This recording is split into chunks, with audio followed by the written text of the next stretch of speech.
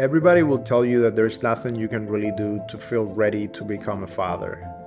And there is some truth to that, but I think that deep down you know that you don't feel ready because you have squandered your time and you're just not taking advantage of all the opportunities you have in your life.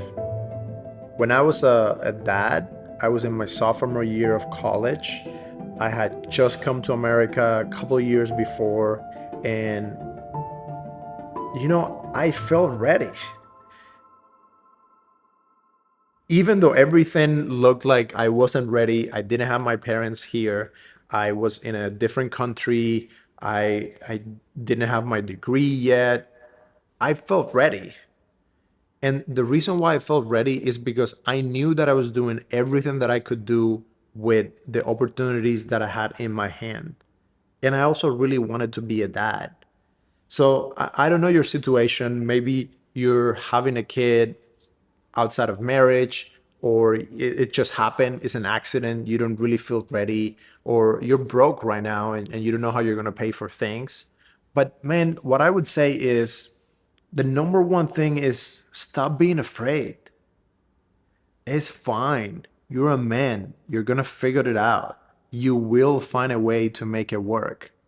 The most important thing is for you to own it and say, like, I'm a father. Like, I'm going to make this kid have an amazing life. Outside of that, everything else is out of your control. You can't really control everything. And everyone is really afraid. First place is like financially, are you going to be able to pay for things?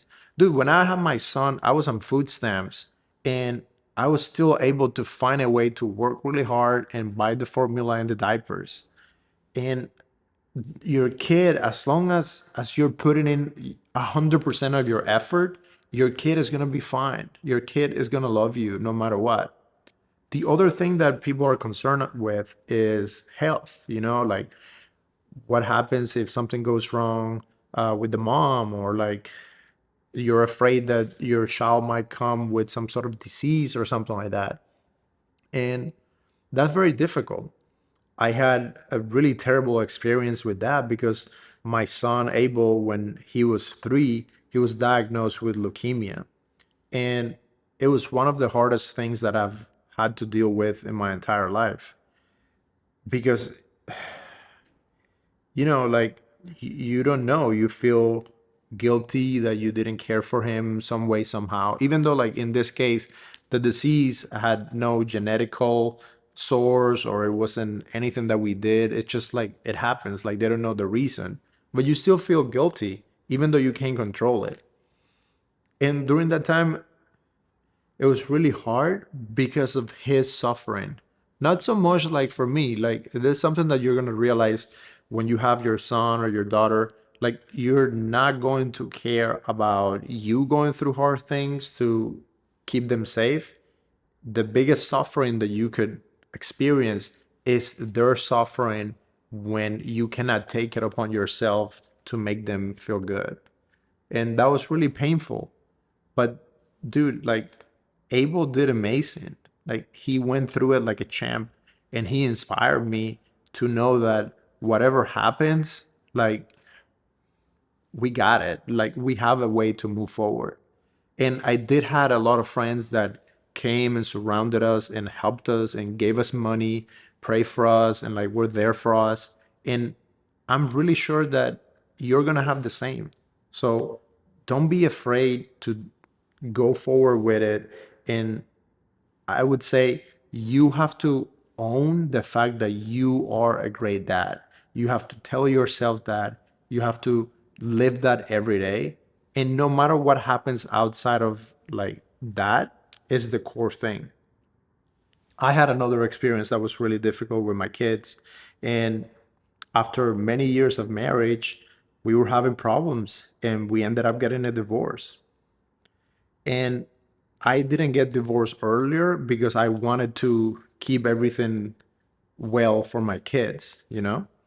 And when I finally decided to take the decision, I was thinking of my own dad and how he would have felt if he was going through what I was going through, and the way that I, as a kid, would have reacted if my dad came and told me that he wanted to divorce my mom.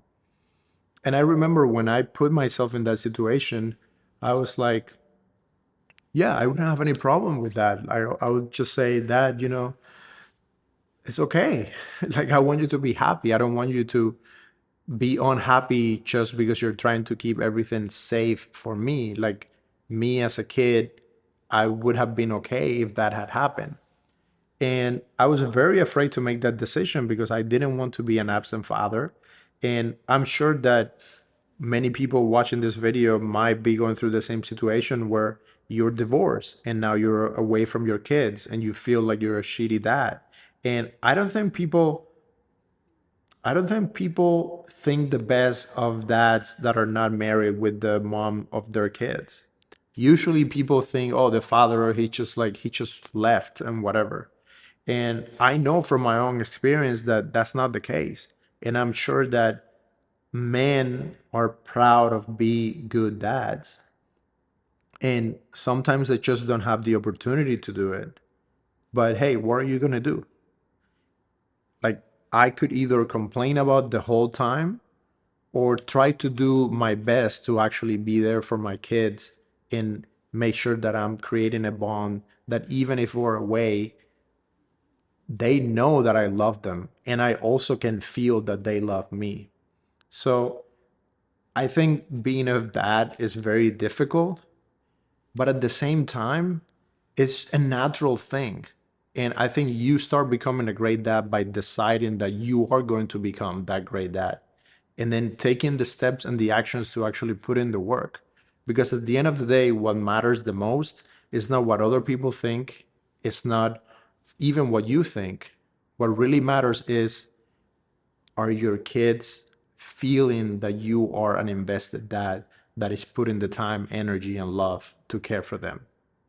So I really hope that you take everything that we have been talking about and use it in your life. One of the things that I did with my kids to try to create that bond is I actually had them on my podcast. And it was really interesting because at first it started as like, oh, a funny thing to do. And then while I was doing the interview with them, I realized, dude, this is priceless. Like, this kid is amazing. And now I get to be a part of his life. And that's the funny thing. Maybe if you're a young dad or like a new dad, you think very much about like your own thing, like you're thinking about how can you be a dad. But in reality, the most amazing thing is you're having relationships with your children and they are becoming their own person. So I have interviewed a lot of people, a lot of famous people and all that, and still like the most valuable interviews that I have done are those with my kids because they become priceless as time goes by, and I can see how they are kids but they think as adults, and we have an actual relationship outside of like what other people might think or even your own preconceptions of what your relationship is with your kid. So take time to talk to them and take time to think about who they are as an individual separated from you. Let them grow, let them live, and just be there for the ride. Enjoy that and just make sure that you're prioritizing that friendship with your kids because man, that's just something that is truly amazing.